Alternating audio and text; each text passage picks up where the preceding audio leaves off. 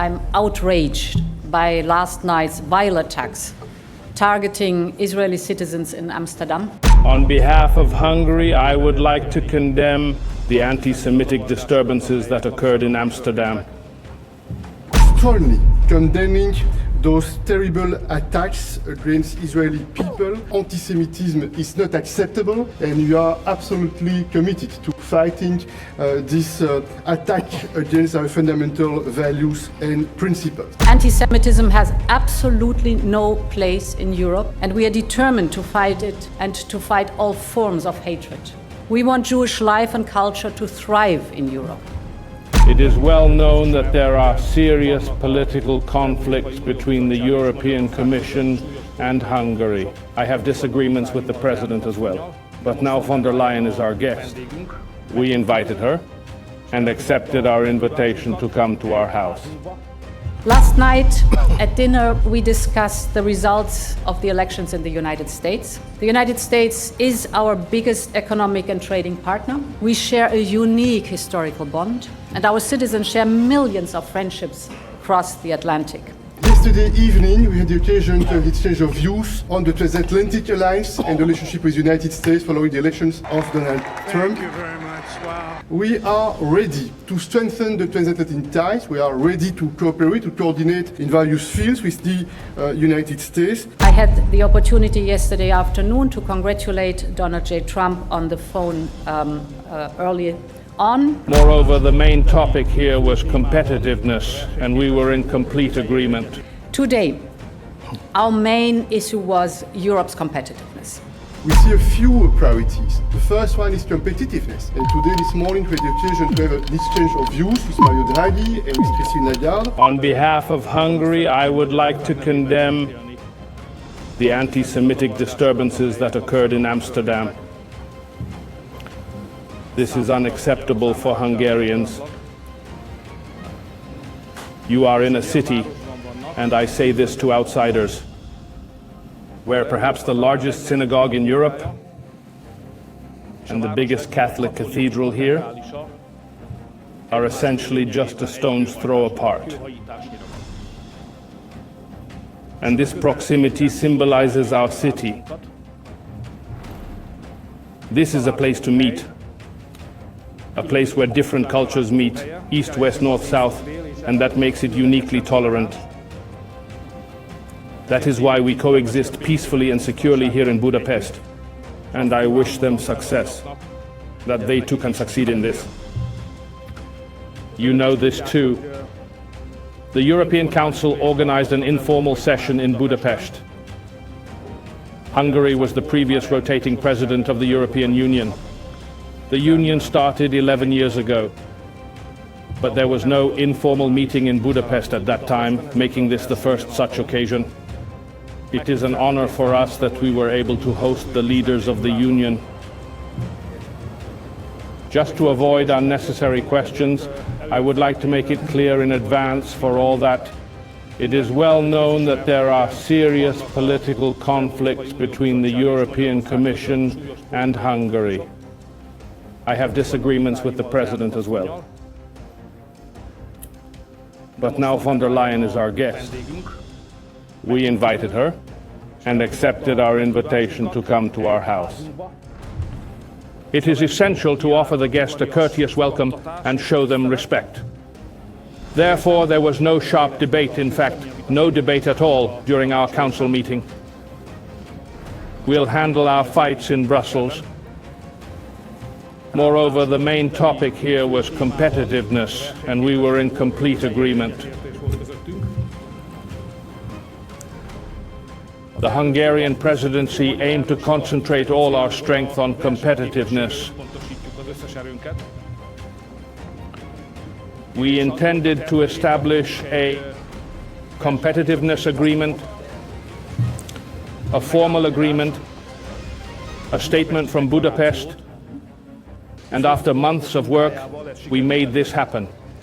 I want to express my gratitude to my colleagues, to the chair of the committee and colleagues, to my friend Charles Michel and his colleagues, and to the author of the report, Mr. Mario Draghi. It took a lot of people's work to accept a common document, which for the next 5 years, it places competitiveness at the core of our efforts. The facts are known. The growth of the European Union has been consistently slower than that of China over the past 2 decades, or the United States. Productivity here in Europe grows more slowly than in our competitors. The EU's participation in global trade is declining, and European Union companies, they pay 3 times higher electricity prices than their competitors in the United States. In the case of natural gas, the prices are 4 times higher. There is no exaggeration in saying that the Budapest Declaration calls for immediate action. I will now present some important points of this declaration. First, we decided to carry out a simplification revolution. We will reduce administrative burdens. As a first step, by the end of the first half of the year 2025, we will drastically reduce the number of reporting obligations that place a heavy burden on European companies. We decided to implement urgent measures to mitigate high energy prices. We are determined to formulate a real industrial policy in the coming period. We all agreed and pledged and confirmed that by 2030, 3% of Europe's GDP will be spent on research and development. We are determined to make the Capital Markets Union a reality. The President then spoke about how the savings of European people are greater than American savings. But Europeans keep their money in banks, and banks are not genetically suited to finance various risky high-tech investments. Therefore, we need to transfer bank deposits to financial funds. It is essential to persuade our citizens to take this action, allowing the funds to be utilized more effectively for innovative economic solutions. In this regard, we will take steps. We have made the decision that we will establish a European defense industry base. We have agreed that for the next 5 years, competitiveness will be at the center. We also agreed that each new legislative proposal should have an evaluation, which we refer to as a competitiveness test. This way, we can assess how each new law affects competitiveness. The chair of the committee stated that he concurred with the council members that we will keep discussing competitiveness in our council meetings on the issue of competitiveness. I am optimistic at the end of today's discussions. I felt that no one wants to manage decline. However, we all wish to restore Europe's greatness, especially since the Americas have chosen to elevate America. There is only one possible European response, and we will make Europe great. Thank you for your attention. Let me also start by saying that I'm outraged by last night's vile attacks targeting Israeli citizens in Amsterdam. This morning, we have been informed by Prime Minister Schoof to get a full overview over the situation.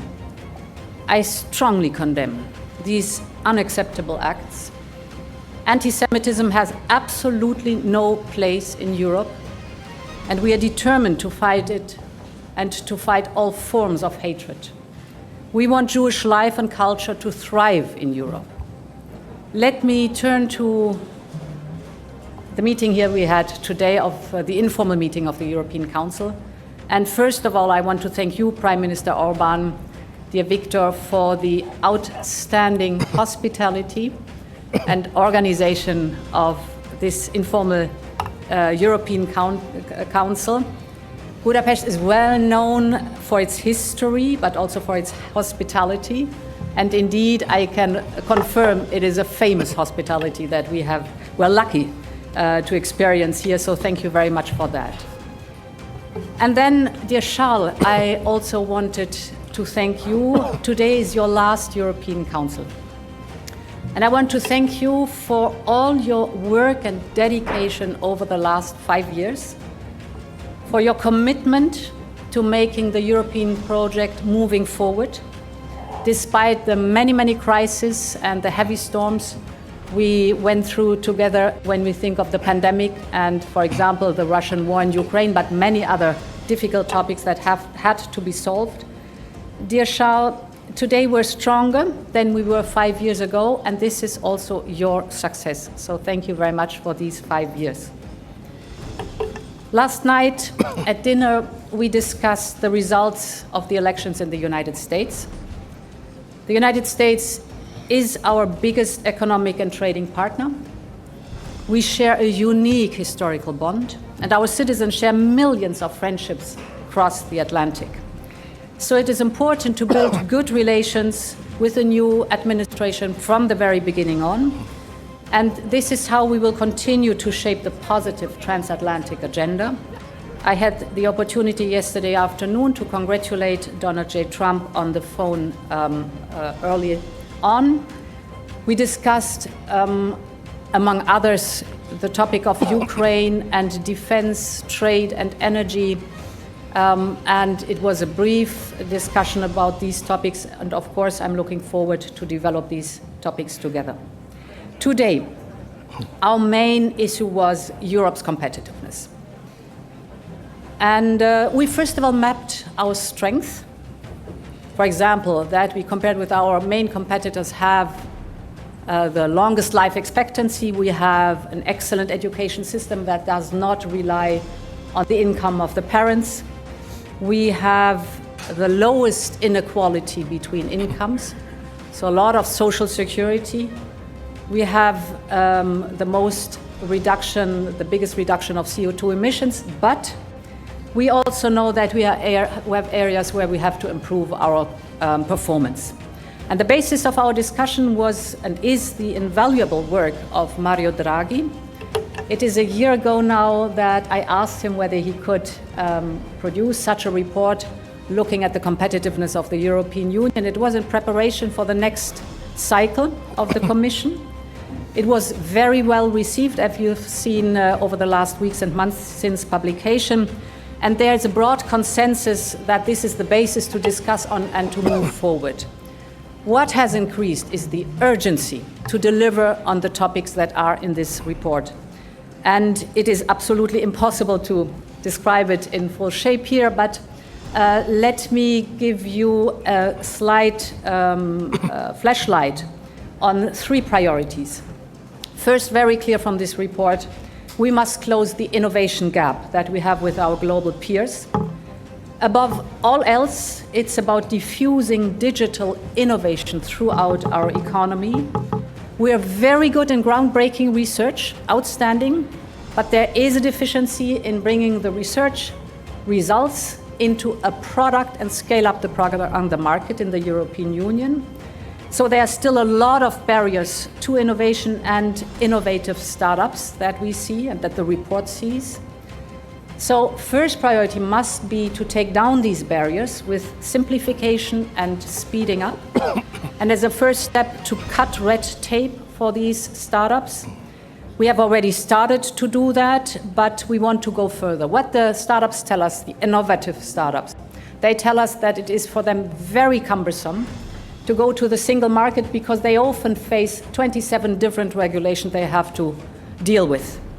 So we want to propose a 28th regime, which says that for these innovative startups, a single rule book, a simple and single rule book for the whole of the European Union is accessible. It's voluntary.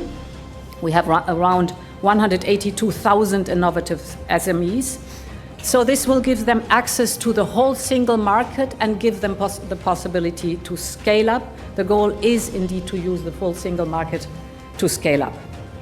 There are many more tracks that we have to work on the single market. I will not go in depth now, but I just want to say that the letter report is very helpful here also as a roadmap for the way forward. The Commission will present in June its strategy drawing on this report, and we will look at a better enforcement of the rules.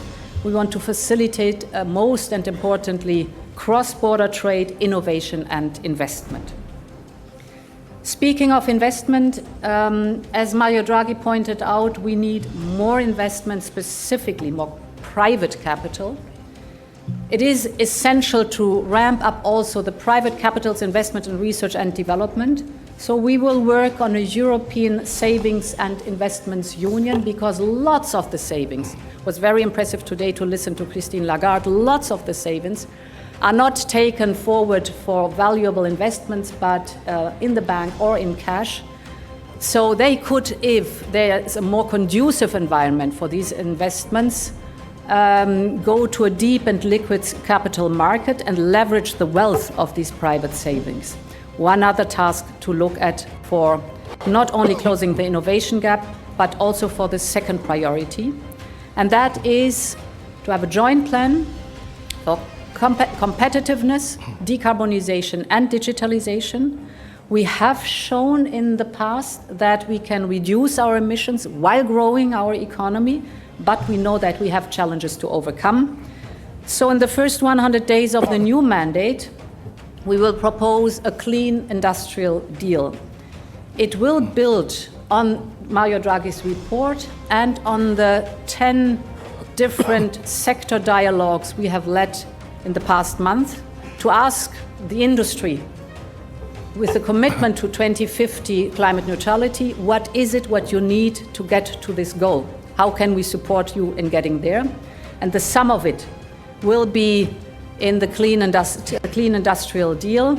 One major topic in it will be energy. Energy was a big topic today in the discussion too.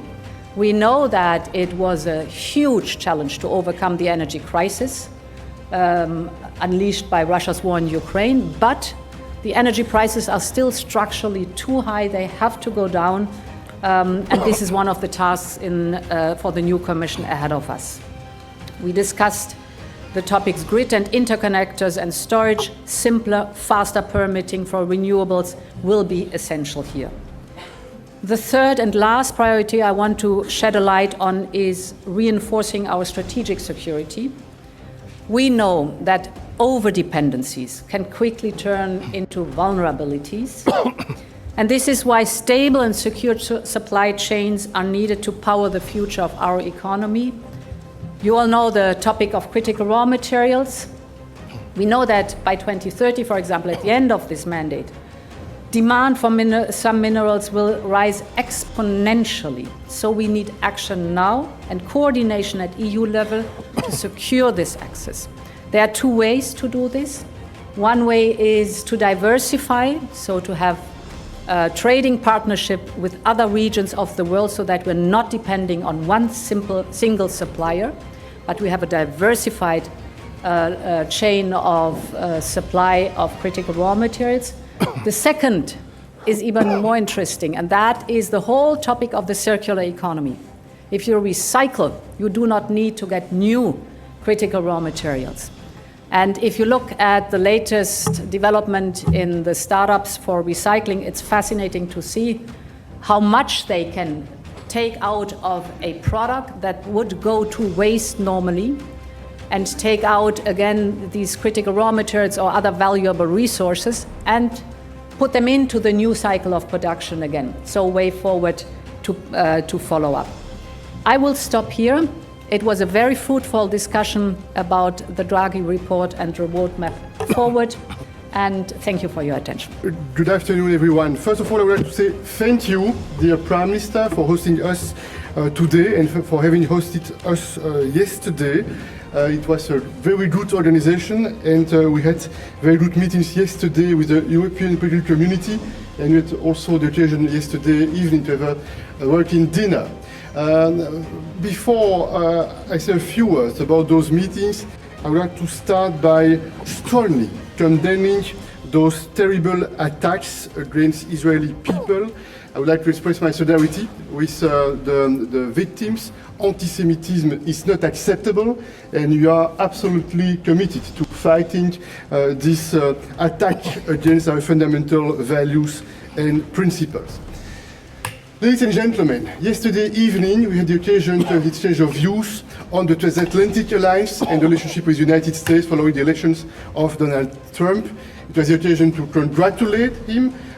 We had the occasion to talk, some of us, with him yesterday or in the recent days.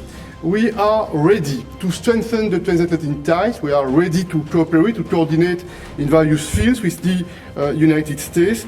And I see three important elements for this coordination and this cooperation. First one, the bilateral relations, trade, investment. This is a challenge. We want to strengthen our economic base, and I'm confident that we'll have the occasion to work hard in that field. Second topic, security and geopolitical challenges.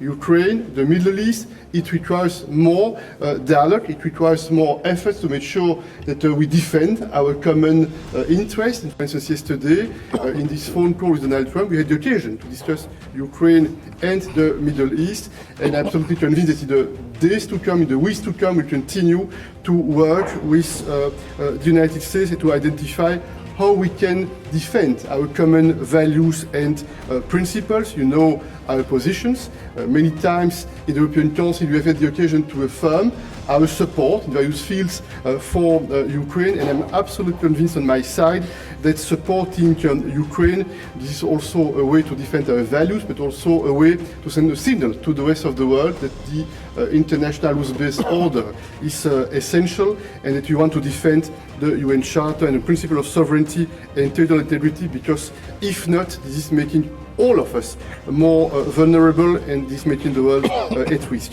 Point three, the global challenges. Climate change, digital, we can see that there is a transformation of the economic paradigm, and it means that we have to work on those topics with partners all across the world. And then, ladies and gentlemen, I would like to say that one thing was clear yesterday at the level of the leaders. All of us, we agree that the challenges we faced yesterday are not different today.